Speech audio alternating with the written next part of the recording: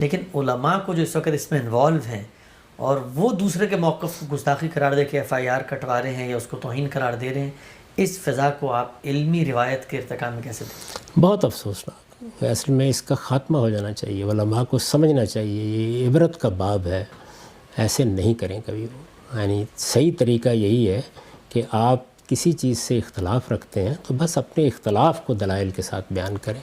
ہر چیز میں گستاخی ڈھونڈنے کا طریقہ یہ لوگوں کے درمیان نفرت پیدا کرتا ہے۔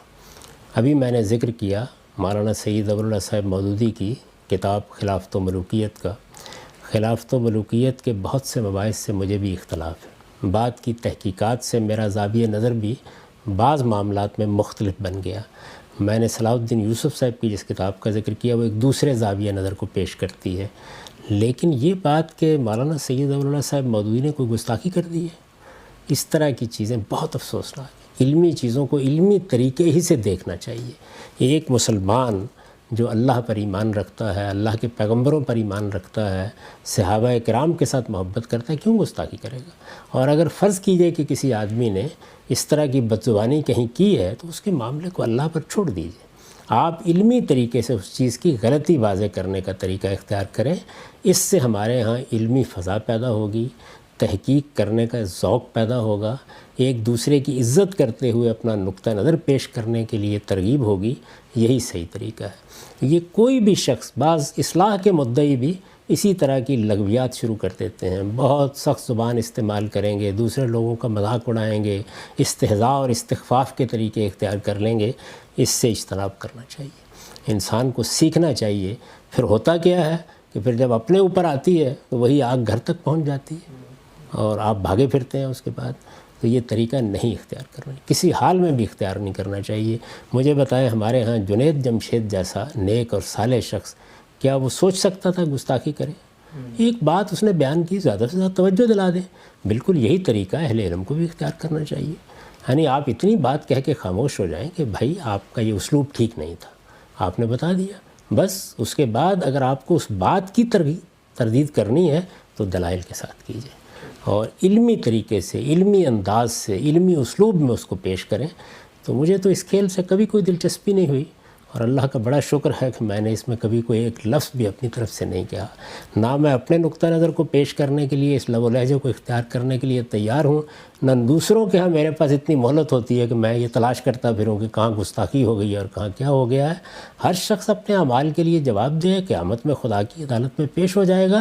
علمی طریقے سے کسی غلطی پر توجہ دلانی ہے، بلکہ میں تو اب اس سے بھی آگے پہنچ گیا ہوں کہ دوسروں کی غلطیاں چننے اور ان کو توجہ دلانے سے دلچسپی کیا ہے۔ انجینئر محمد علی مرزا صاحب، آپ کو اپنا استاد بھی مانتے ہیں، روحانی پیشوا بھی کہتے ہیں، آپ سے بہت سیکھتے بھی ہیں۔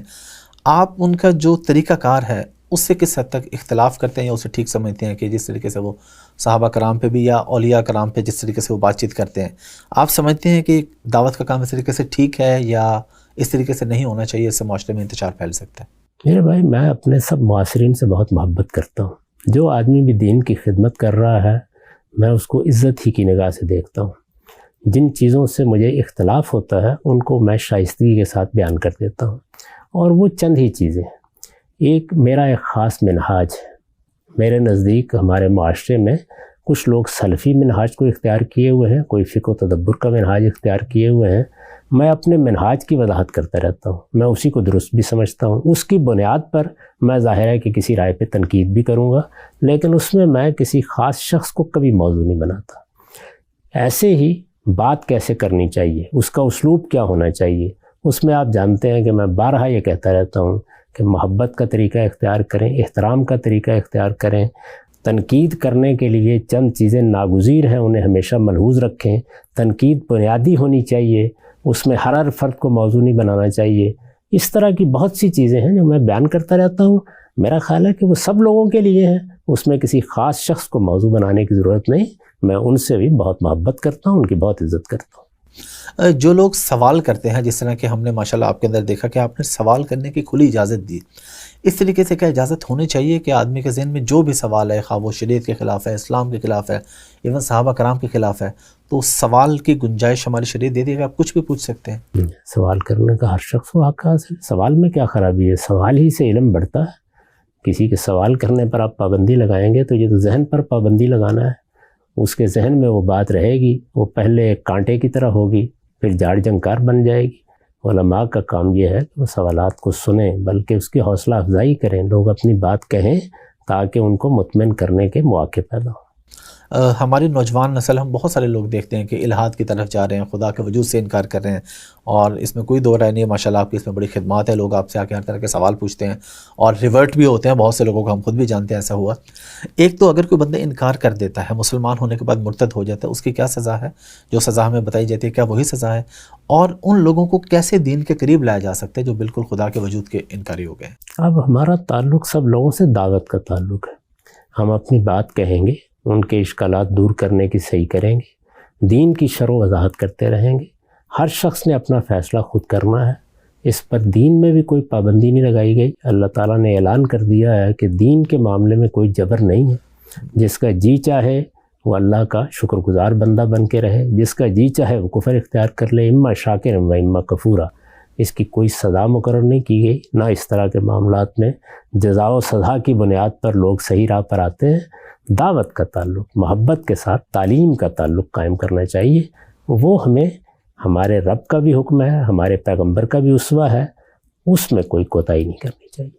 ہم نے دیکھا جی پاکستان میں مختلف علمی تاریخی بحثیں آج کل چھڑی ہوئی ہیں، مختلف علماء یزید کے بارے میں، معاویہ کے رضی اللہ تعالیٰ عنہ کے بارے میں، واقعہ کربلا، باغ فدق، سیدنا فاطمہ کا، ان سب چیزوں پہ گفتگو کر رہے ہیں، ایک بحث و نزاع کی روایت زندہ ہوئی ہے۔ تو اس میں ہم نے یہ دیکھنے میں سامنے آیا کہ علماء ایک دوسرے کے خلاف مختلف نقطہ نظر کو توہین اور گستاخی پہ محمول کر رہے ہیں، یہاں تک کہ بعض لوگوں کے خلاف مقدمات درج ہو گئے اور بعض لوگوں کو جیل بھی جانا پڑا۔ تو یہ آپ نے تو بہت تفصیل سے بتایا کہ تاریخی واقعات کو کیسے دیکھنا چاہیے، لیکن علماء کو جو اس وقت اس میں انوالو ہیں اور وہ دوسرے کے موقف کو گستاخی قرار دے کے FIR کٹوا رہے ہیں یا اس کو توہین قرار دے رہے ہیں، اس فضا کو آپ علمی روایت کے ارتقاء میں کیسے دیکھتے ہیں؟ بہت افسوسناک، اصل میں اس کا خاتمہ ہو جانا چاہیے، علماء کو سمجھنا چاہیے یہ عبرت کا باب ہے، ایسے نہیں کریں کبھی وہ۔ یعنی صحیح طریقہ یہی ہے کہ آپ کسی چیز سے اختلاف رکھتے ہیں تو بس اپنے اختلاف کو دلائل کے ساتھ بیان کریں۔ ہر چیز میں گستاخی ڈھونڈنے کا طریقہ یہ لوگوں کے درمیان نفرت پیدا کرتا ہے۔ ابھی میں نے ذکر کیا مولانا سید ابواللہ صاحب مودودی کی کتاب خلافت و ملوکیت کا۔ خلافت و ملوکیت کے بہت سے مباحث سے مجھے بھی اختلاف ہے، بات کی تحقیقات سے میرا زاویہ نظر بھی بعض معاملات میں مختلف بن گیا۔ میں نے صلاح الدین یوسف صاحب کی جس کتاب کا ذکر کیا وہ ایک دوسرے زاویہ نظر کو پیش کرتی ہے، لیکن یہ بات کہ مولانا سید ابواللہ صاحب مودودی نے کوئی گستاخی کر دی ہے، اس طرح کی چیزیں بہت افسوسناک ہیں۔ علمی چیزوں کو علمی طریقے ہی سے دیکھنا چاہیے۔ ایک مسلمان جو اللہ پر ایمان رکھتا ہے، اللہ کے پیغمبروں پر ایمان رکھتا ہے، صحابہ کرام کے ساتھ محبت کرتا ہے، کیوں گستاخی کرے گا؟ اور اگر فرض کیجئے کہ کسی آدمی نے اس طرح کی بدزبانی کہیں کی ہے تو اس کے معاملے کو اللہ پر چھوڑ دیجئے۔ آپ علمی طریقے سے اس چیز کی غلطی واضح کرنے کا طریقہ اختیار کریں، اس سے ہمارے ہاں علمی فضا پیدا ہوگی، تحقیق کرنے کا ذوق پیدا ہوگا، ایک دوسرے کی عزت کرتے ہوئے اپنا نقطہ نظر پیش کرنے کے لیے ترغیب ہوگی، یہی صحیح طریقہ ہے۔